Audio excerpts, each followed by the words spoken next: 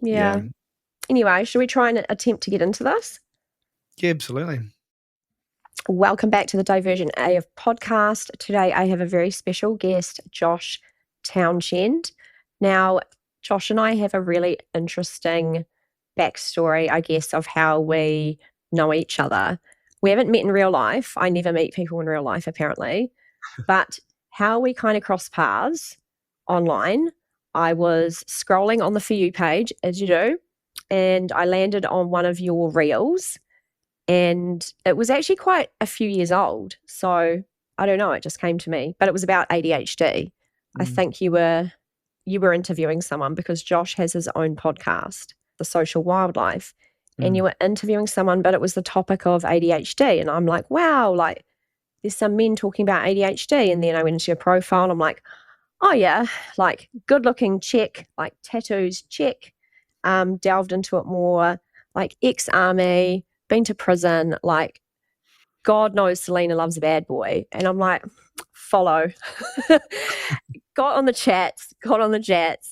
And then it wasn't until a little bit down the track, it's like emotionally unavailable for me because you were wrapped up in someone else, but you were quite transparent about it, which I value. So now we're just pals. We both have very deep souls, and we don't talk all the time because Josh is absolutely terrible at communication and replying.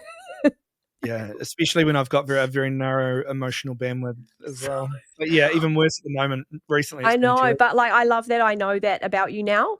And so I only just harass you when it's like important, like setting like this kind of thing up. I need to give you my number actually because I'm much better at text messaging than I am social media. Are you? Yeah, if I get on, because Instagram, especially with some of the stories I post in that, I get a lot of people that respond because they've got some kind of like, comparable situation in their life. That, oh my God, yes, this relates to me, and I have to like tackle those in groups. in the daddy comments. Oh yeah, there's a few of those. I don't post as many thirst traps as I used to. You don't? No. Well, recently there's been a couple, but yeah, it's not as it's not thirsty trappy anymore. Not as thirsty as it used to be. No. So anyway, given that it was like you were transparent, and now we've just been friends. When we do talk to each other, it's when Josh would reply to me, which could be like weeks or months, and then he's like, "Hey, I forgot." But that's so ADHD. So Josh does have ADHD. And that's probably but it's no excuse for my terrible replies. No, I just give you shit about it. It's quite fun, I just give you a prod if it's important. Yeah, that's right. So I know that you've got. I did Google you, and you've got a really fascinating and interesting and hectic backstory, don't you? Yeah. Well, we all do. We all do, but I feel like yours is public knowledge, so that's kind of cool. Yeah, the media really went to town on it, I think, just because it was something that hadn't been done on that scale in New Zealand before. But it's sometimes I have people say to me, "Oh my God, with all you should write a book, or this is like a movie, or whatever," and I'm like, it feels like a lot, but I don't. I always feel like everyone's got their own backstory, like you say, We all do, and the thing is, we would never finish the book.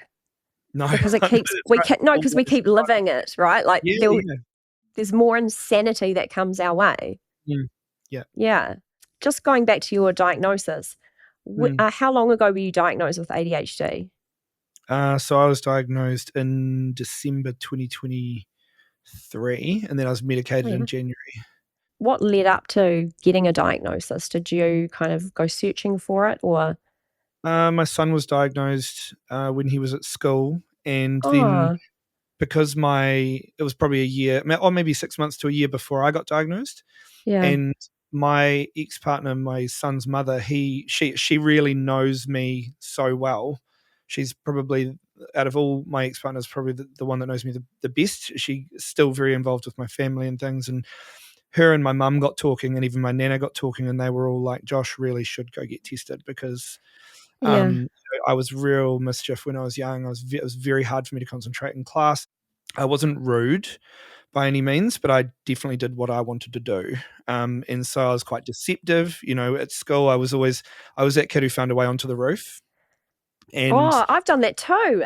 yeah, it was very It's all about fun. exploring. Yeah, and it was a lot of it was quite harmless, but then there was some harmful behaviors in teenage years and things. So they said to me, you should go get diagnosed. And I actually tried my son's medication, Yeah. and I was like, whoa, because I'd started studying that year. Yeah. And I was just like, oh my God, it doesn't feel like I've got all these tabs open suddenly. Yeah. I've got this long-term task to do today, but I don't need to just go fold towels or get on Yeah. trade or, just I wasn't suddenly needing the dopamine from the task that was going to give it to me now. I could think a Yeah. bit more long term, and I could feel that. And it wasn't until I actually got diagnosed and talked to the psychologist about it and things, and my GP even, and they were like, yeah, that's what it does. It provides you with just that baseline level of dopamine so that you can function on something long term. You're not constantly looking for it. Like Um, how everyone else operates in the world yeah, except us, and we didn't even know it.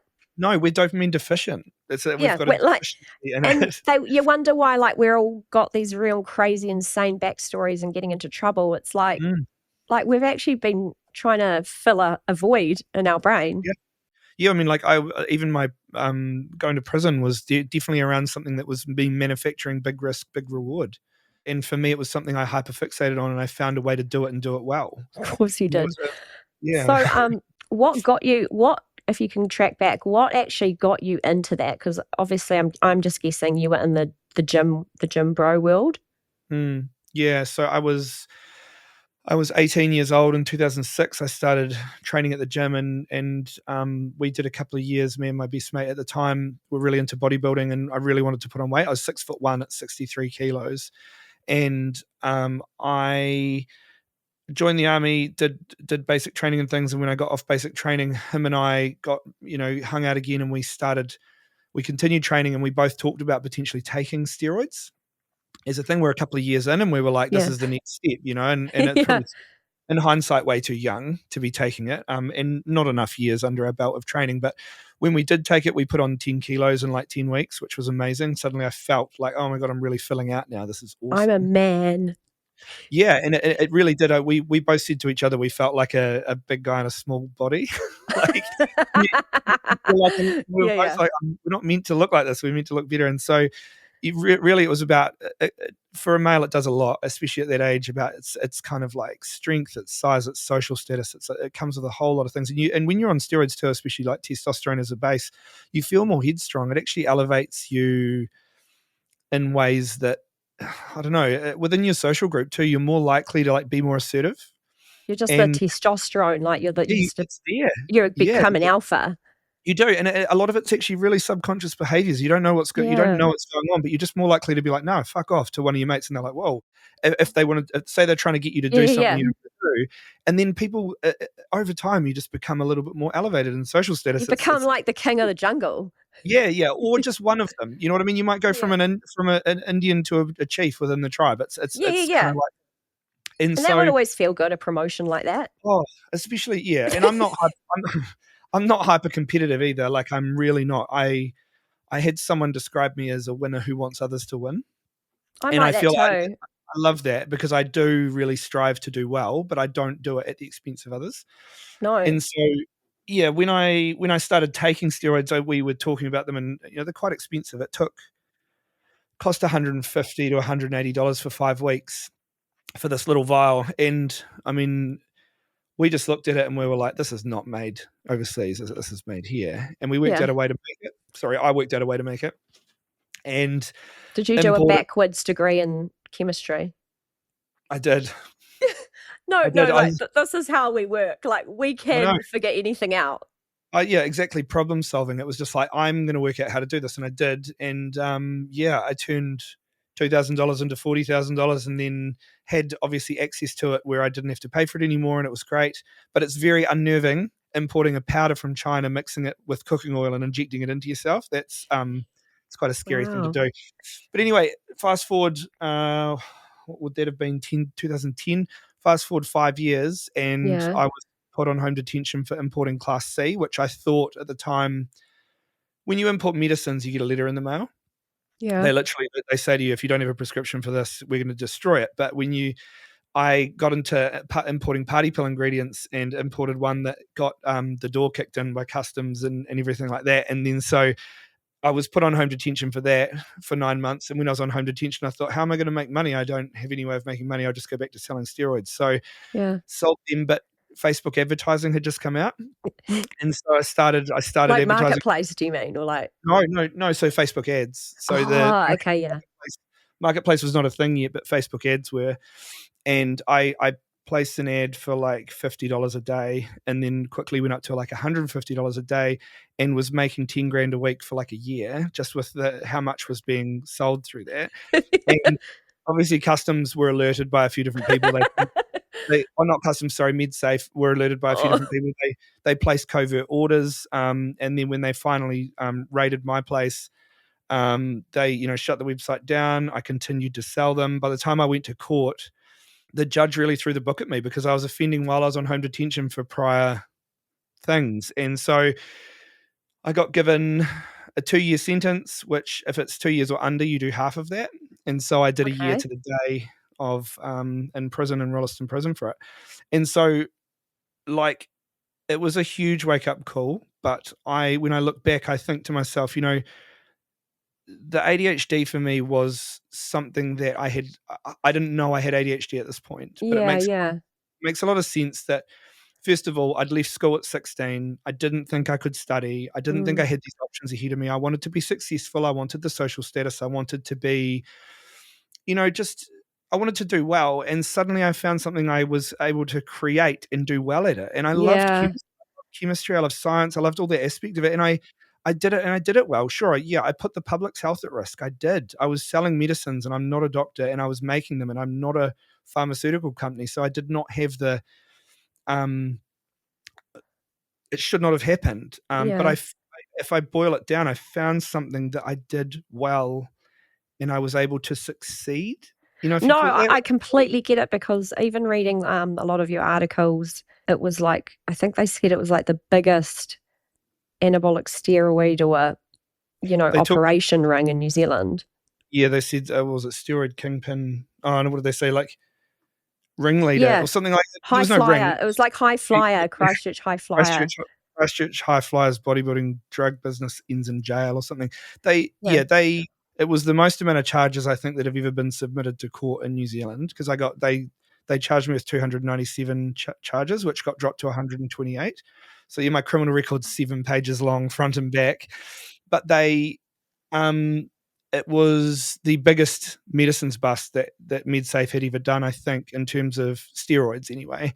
I think it cost like $100,000, even just the case from their side, from what I could see. But the other thing that made it so big is Drug Free Sport New Zealand got involved, Okay. and they shared all the details with customs and or MedSafe shared all the details from my case with Drug Free Sport New Zealand. Then Drug Free Sport New Zealand used those details to prosecute athletes within the Wow. world of athletes. So like people who are playing rugby, people who were playing ice hockey, people who are playing all sorts of things at like provincial level or below. Yeah. Um, even like just weekend warriors got banned for like 2 years because they had evidence that they had purchased these steroids. They hadn't been drug tested. Wow. And then so that went into the media, and the media actually there was a lot of people that had a real problem with that because they were like, how can you justify this? So it really got thrown around a lot. My case got thrown around a lot, and that's why I think it had so much media attention. Yeah. So how did your family react and your friends and stuff when it all came out? So I didn't tell them until the last minute. I think I wasn't telling many As in people until like the last minute. before you went in? Yeah, I really had convinced myself I wasn't going to jail. Like I Yeah. convinced myself I was going to get home detention or something like that. And so I hadn't packed my house up. I hadn't prepared anything like that. And my family were quite concerned, I think, leading up to that. And my partner at the time was, kind of just going with the flow. Whatever I was doing is what I was doing. My friends kind of knew because when the raid happened, I had different people at it was a few people at my house, but like pretty quickly people caught on that this had happened. Yeah. The funny thing is within social circles, if you spend too much time on bail, people start thinking you're a narc. And so Oh, they're like, oh, he's not in prison yet. He must be talking to the police. You know, why is he not in jail? Especially in a scene where everyone's doing illegal things. yeah, They start to get really suspicious. So word went around that I was a police informant. This has happened, and even to this day, there's people who still believe that. And I think like it's just a testament to how much gossip can spread in these kind of situations. But yeah. it was, yeah, my friends were, some were supportive. There was people who wrote to me when I was in prison I did not expect to hear from, and there was people I expected to hear from that I did not fucking hear from. Isn't And that so always the way? yeah, prison is a really good filter to work out who matters in your life. Is it, Because guys, let's just like go to prison, then we'll figure out our friends, eh? It's a yeah, I've really good method. got on one of my podcasts I did with a guy Kev. He was a mongrel mob president up north Yeah. for, in the mongrel mob for 20 years.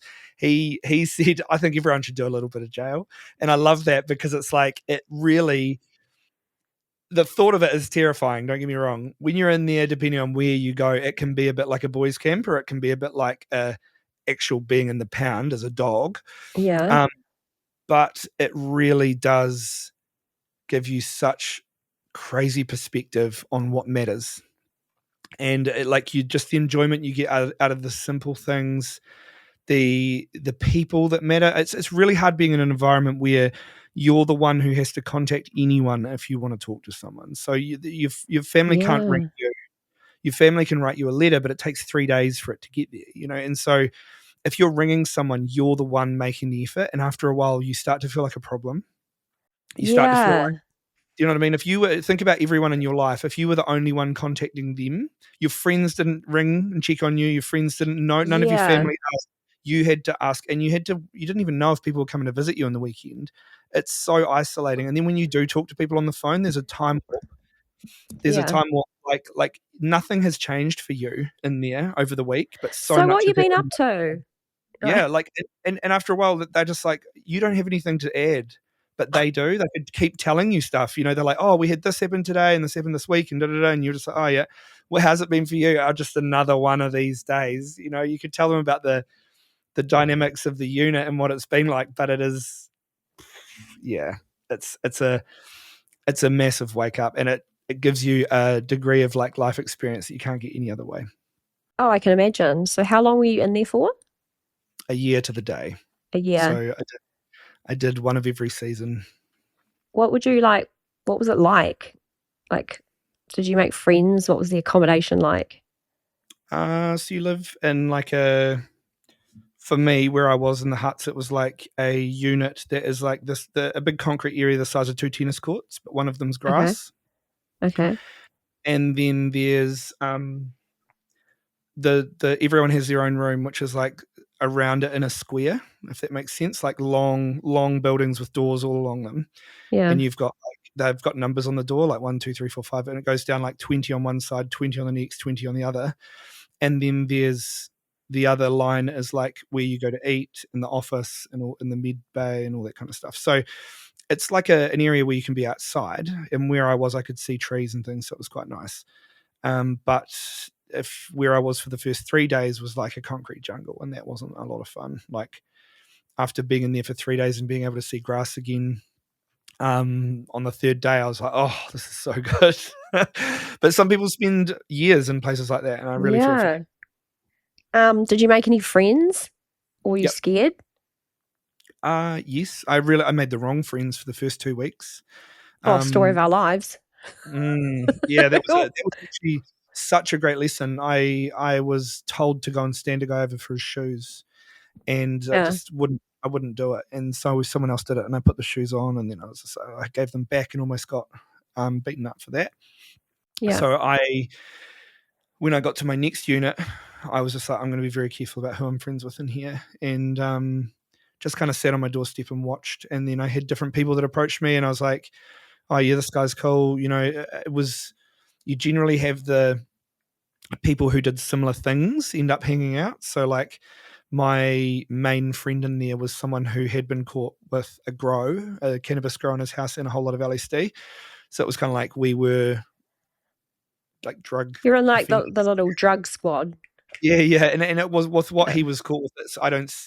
personally, at the time, I didn't see a lot of social harm with that, and I felt like, you know, him and I were both trying to meet the needs of a market that wasn't that destructive, if that makes sense. And but then you've got all the other people in there that are the gang members and the people who are, you know, in there for beating their partners up, and rapists and like murderers, and people who have been in there for 15 years, and they stabbed their best mate, and they, you know, they still think they're not in the wrong.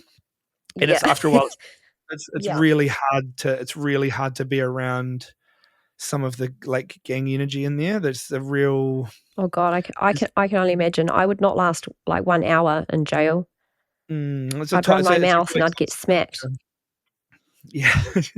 From what I actually work with a group of women at the moment, every Friday for about 90 minutes, and they're coming out. A lot of them have come out of prison, and they say that women's prison, from what I understand, is less confrontational and violent than the men's prison, and even the gangs and things. It's different dynamics.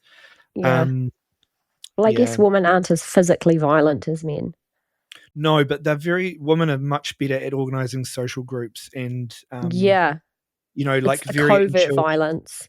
Yeah, very intuitive. Like it would be Mm. things like it's actually hostility in the form of like exclusion and that kind Yes. of stuff. Like you very catty stuff.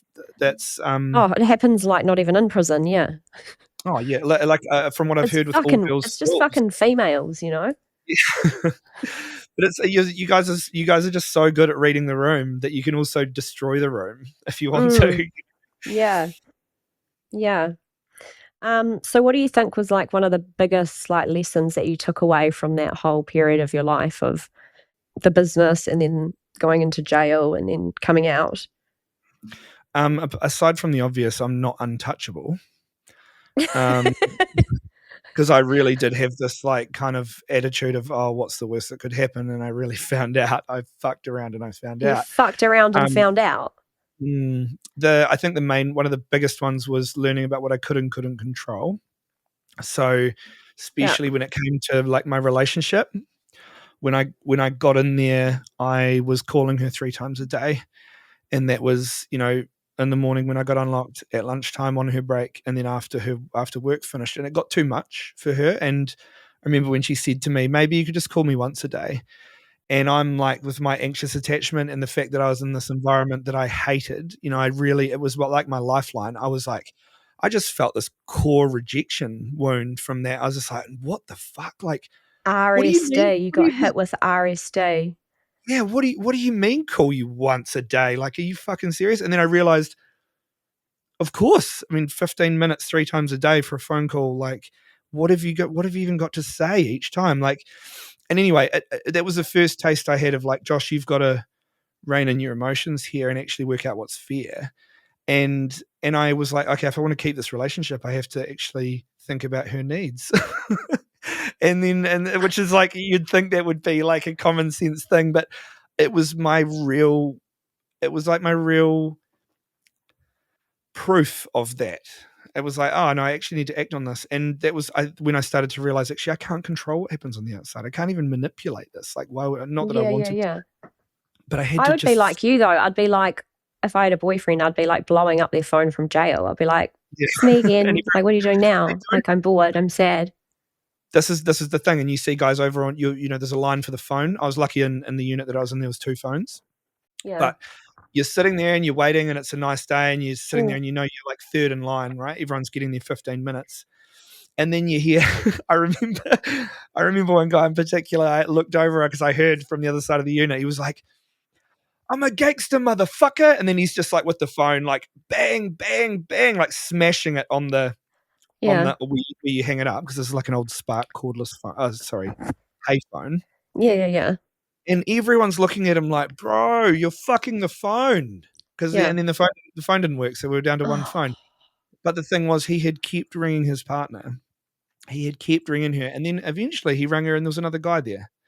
And so this is the thing. And again, like, these guys, I feel for them, because again, they're feeling the same way I did. They're like, I need this person. This person's really reassuring for me. I feel so much comfort talking to them. There's a codependency there. There's like a sense of regulation you get. Your nervous system regulates talking to your partner. but it's too much for her. And a lot of the times these men that are in there, they're actually in there because they have emotional regulation issues. So they're in there because And they, tying into that, how many of them would actually have ADHD? Because oh, ADHD is yeah, emotional regulation problems. honestly, Selena, I've got a friend who's a clinical psych out of the prisons. Mm, She said to me if she could put Ritalin in the water there, she would. mm. She I, said I so. really She said, believe that. I really yeah. believe it. She said it's like the whole lot. Most of them Yeah. will have it, and yeah, I think what just that was a real testament to, if you don't understand when you're in there what you can and can't control, Mm, you will lose. Like you will lose relationships, you will lose respect, you can't control the outside world. But yeah. I've seen people in there that have been in there for years that still don't learn that lesson. Yeah, that's crazy. So, Mm, now coming out of prison and, assimilating and getting into your life, what do you do now in terms of, I know you study, mm. but what fills up your day? What, So I was in prison 2017, 18. It was a wee while ago now. After I got out, I still made some pretty bad decisions, at which least you're kind of, honest. oh yeah, and it's stuff that's ongoing. I've still got to deal with that. That was back in 2022, but I now since then I had to have a real shift, massive shift in my behaviour. And so I started studying. I'm in my third year of my psychology undergraduate degree. Next Yeah. year, I'll be doing my master's, and then I'm going to apply for a clinical placement. So I do want to be a clinical psychologist. Awesome. I yeah, I'm very passionate about that line of study. It's actually consumed my life to the point where it's almost That's like a good. hyper That's fixation on good that. though. It's a good hyper Yeah, focus. definitely, It's a healthy, it'll give you good returns. it will definitely. It already is. It's really my study because I do the book work, but I do a lot of study outside of that as well in my interest because I have a really strong interest in like attachment science and affective neuroscience, which is like emotional neuroscience, like the Okay, science of yeah. emotions, and Yeah. then like polyvagal theory, so stuff to do with like how we regulate our nervous system and how those things all tie in together. But I am working as a life coach, so I coach people in the interim. Coaching is a bit more forward focused than therapy. Therapy, you can really go into people's past and their trauma and stuff. And Yeah, I want to, which is what I've always done. Yeah. yeah, I want to be able to do that, but I don't think it's ethical to do that until you're No, qualified to you're do not it or qualified, yeah. taught to do it. So I will at one point, but I do this coaching with people, which is going really well. I have youth mentor clients. I work with a couple of boys at the moment. I've had two previously, but they've moved on, and I've got these new boys now, which I do a bit of mentoring with them. And then I am running workshops in a rehab centre here in Christchurch at Odyssey House. I work with them and I bring like social psychology concepts into the rehabilitative space and work with these women who are reintegrating from either prison or home detention sentences. A lot of them have like gang backgrounds, Mm, or like like quite bad backgrounds with drugs and abuse and all that yeah. kind of stuff. And so I basically work with them to fill in the gaps in the rehabilitative space, and I work with the staff and the clinical coordinators and things within there to find out what those gaps are and then fill them in like a coaching environment. Yeah. Okay. But then in summer I teach paragliding, so Yeah. I'm up. It's like, and Yeah, it's a then. lot. The first group of stuff that's kind of like all in the same space, and when I do get to the point of like applying for this clinical placement, one of the things they ask you is how have you been working with people over the last wee while. Yeah. They expect that you've at least volunteered for Helpline or something for a year. Yeah, yeah, yeah. So for me, I'm going to have years worth of working with youth, working with addiction, people in addiction, and working with clients as well in a coaching role. So I'm Yeah. trying to blow that out of the water, when I get to that point. Good for Um, you. What but made yeah, you still. get into paragliding just randomly? So I was living in Heathcote Valley in Christchurch, which is like a really nice, like kind of valley where the gondola is. And I lived across the road from a park where the paragliders, the speed flyers used to land. Yeah. And I used to see them landing all the time. And I thought to myself, I could do that. And I gave And it I a could go. do And it better. I looked at it and I was like, I could do that. And then so the first time that I the first time that I went up there, I was terrified, Yeah. like hyperventilating terrified. Yeah, I can imagine. But I knew from the first flight, I was like, if I can get over this fear, I'm gonna love this. And I did, and I do. I still every now and then, I as an instructor, even I get into situations I'm not familiar with, and it is terrifying sometimes. But I have definitely got over the main fear there, and again, that's taught me a level of resilience, I think. Do you think that just kind of tickles your little ADHD dopamine brain? Definitely, Was I used to ride I? I used to ride sports bikes like motorcycles, and Yeah, yeah. would routinely ride to a place called Akaroa here near Christchurch, and I would, it's about an hour's ride, but often the guys on that ride would be doing 200 plus, and like I am too old to do that now. Like I don't, and when I started paragliding, I was like, okay, if I'm gonna be doing this and riding motorbikes, like I'm gonna have to tone it right down. And so, as much as it does tickle that ADHD thing, I do feel a lot more tame than I used to be in that space. We could die. There is that Definitely, possibility. Yeah. yeah, yeah, Yeah. It yeah, can happen. easily. Yeah, yeah, yeah, yeah. So, and I've got like I've got a 13-year-old son and a 10-year-old daughter now, so I'm not like, Oh, wow. I didn't know how old they were. That's mm, awesome. mm, Yeah. yeah. Do you see any traits in them at all that are My like in daughter you? is my daughter is extremely intelligent and creative. Yeah. Yeah, my son is very empathetic and creative as well. And yeah, they're both very smart kids. Yeah. Yeah, they're That's great. amazing. Mm. That's so cool. In just terms of like daily life, um, if you could picture like one trait of ADHD that just like you could really just be happy saying goodbye to, and you didn't want to have, what would just be your most frustrating thing in your ADHD brain that you're like, I wish I could get rid of that. It's procrastination. Mm, I think it's yeah, I can work with all the rest. That's the one. That's yeah, one. It's wasting time doing something. The weakness around high dopamine stuff. So like the yeah, just scrolling when I really need to be studying. I think yeah. that I think that the general population have the ability to pull themselves back from that a lot. They Um, do, and they don't understand us. They like yeah, when I was just doing this episode with Tim the other day on his podcast, it's trying to explain that kind of like we just can't do it. no. It's not like this whole just sort yourself out and do it. It's Mm, almost like we're opposing magnets that get pushed away. If yep. it's boring and there's us, we're like, no. Yeah. And this is it. I mean, I always found a way to fixate on whatever was most fulfilling. Hmm. Sometimes sometimes it was long-term things, but often they were illegal, you know? And that's the Illegal. problem. Like, hey, the risk, great, that makes it even better. Like, Yes, it's like the thrill. Mm. Do you know one thing I've learned actually from a friend of mine who I had on my podcast not that long ago? He's ADHD as well and has been medicated since he was young. But he said that one core trait of ADHD people is that often they manufacture risk. So Like we invent it.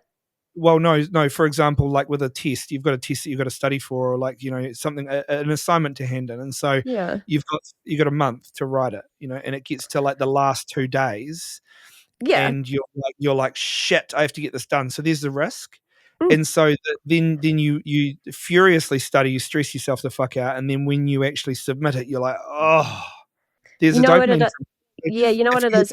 I read that when you can't do something that is very hard, like boring, right? When you add in adrenaline, which is mm, like it needs to be done right now, suddenly like that gives this whole kind of surge in your body. But if it's too early and it's not a topic you like, you just have no kind of like boost in you no, to I mean tackle chipping it. away at it, chipping No, away at it, it's like do it's nothing. that adrenaline rush of like, oh my God, I might fail. I've got a time limit. And I'm the Yeah. same. Like I have to live by deadlines and it's Mm, this constant cycle of like burnouts and thrill. and adrenaline, and like there's nothing better than coming away from something that like no one thought you could pull off, and you're No, like that's right. like that feeling, it's a high, it's Yep. crazy. But yeah, we put ourselves whether we know we're doing it or not, and I think it's because we're using that as like our gas to get through it. Yeah, absolutely. Yeah. And what would you say would be like your favorite ADHD strength? Or like your favorite one that like you can definitely live with that. There's no shame in it for you. I think something that I'm not sure of yet, but when I went to get the medication, the doctor said to me, just be careful when you're driving on this because it can affect driving. And I said to him, how does it negatively affect driving? He said to me, I don't know.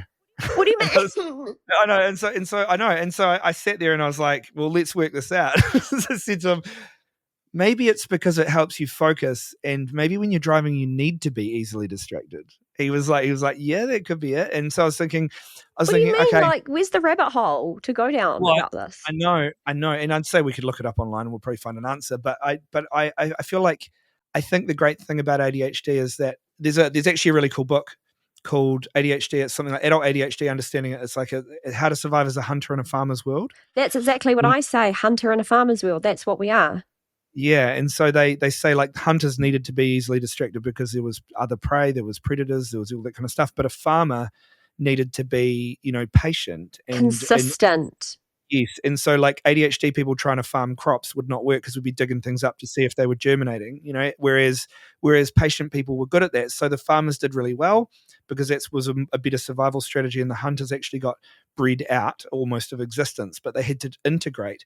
And it's like the hunters, this explanation basically says that the hunters are what's left of ADHD people. And I I think agree that with that. I think that the way we are, the fact that we are easily distracted, that we have this way of basically being really tuned into what's going on in a broad sense in the room is a really good trait. Yeah. Otherwise, I would say hyperfixation is a fucking absolute skill. If you need it, you need to get something done and you love it, you will get it done.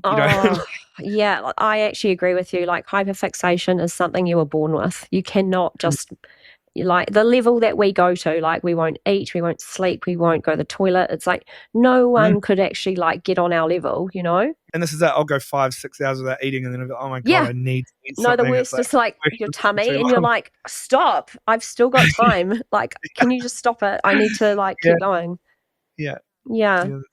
How do you regulate your emotions? Because I know that we have deep emotions, all of us, but how do you wrangle it? Because I feel like for me, it's always a daily bloody battle. I tell myself you can always act on this later. Generally, you can. Acting on anything impulsive, unless it's a survival thing, I try not to do it. I tell myself that, yeah, I've acted on too many things that have gone really wrong, quite seriously blown up now that I'm like, just sit with the emotion a little bit longer. And I think it comes down to that resilience, being able to practicing sitting with uncomfortable emotions in daily life, just the small things. Not really fighting to resolve negative stuff yet. Just be like, I can sit with this a bit longer. I can find out more information about it. I can learn. But otherwise, really differentiating between emotional regulation and behavior regulation, because they're two different things. I don't think we should be expected to regulate our emotions to a degree. Well, I mean, yeah, I agree with you in that, in terms of like, I don't think it's realistic to ask people that experience huge emotions, because that's just how we're wired, to be like, no emotions. I guess maybe like expressing them and channeling them in a healthy way that's not going to ruin your life. Yeah, absolutely. Yeah. Like I think I keep to myself a lot more than I used to as well. Same. Like I don't seem to affect as many people's lives negatively because I don't act on stuff as much. Like I just don't have the people around me like they used to have. And I also don't let other people like influence my decision making too much either. Like I really agree.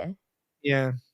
That's all I can say. I think emotional regulation is just something that you develop as you practice it. You have to practice on the small stuff. Like, because otherwise you're not going to be good at the big stuff. No. When it happens. And I guess, do you find like being so active and doing the gym and like doing thirst traps helps as well. Well, you get that's it. You got to balance out the negative and the positive, Yeah. but then also work out where you're getting your positive fix from. Is it something Yeah. sustainable? Is it something healthy? Thirst traps only give you a little flash in the pan of dopamine. You just They get sort do, of eh? flicker in this moment, and then you're just back to who you were before it, or you got all those likes. Unless you recycle and repost, like let's resurrect it. Different filter, Yeah. archive the old Or one. just different music, just resurrect it, that could that's help. right. Yeah. Chuck it into a carousel. It'll be Yeah. fine. Swipe captions. Yeah. Haven't I seen this one before? Oh, maybe not. He's still hot. It's okay. Yeah. Oh, maybe. I don't think so. Okay. Well, I know that I'm very aware that you have to go and pick up your son now, don't you? Oh no, yeah, I've got dinner with my grandparents actually. Oh, how wholesome of you. I know. And you get a meal out of it. How lovely. I know. I do it every Thursday. Oh, Mm. how beautiful. That was actually a prison thing. They visited me every weekend. Oh, so you're indebted to them. Yeah, when I got out of prison, they said, "Do you want to keep this? Keep coming. You want to come around for dinner this week?" And I was like, "It's fine," and I just carried on. So it's been happening. That's nice because they were there for you. They were. Yeah. You don't forget the people that were there for you. No, I don't. No. Okay. Well, I just wanted to say, I know that we'd been like chatting about this for like months and months and months, but then like we both just drop off the radar and stuff. But this idea to bring it together was like, what, 2 days ago? Well, yeah. And I'm like, let's just roll. I just wanted to say thank you so much for giving me your time, and sorry for being late, but I'm always late. You're fine. Oh, I was not ready either at that time, so it was good. Yeah, I mean, ADHD life. And that like you've just given some amazing insight, and I haven't been able to talk to any ADHD male, so you're my first thirst trap. Okay, thank you so much, Josh. No worries.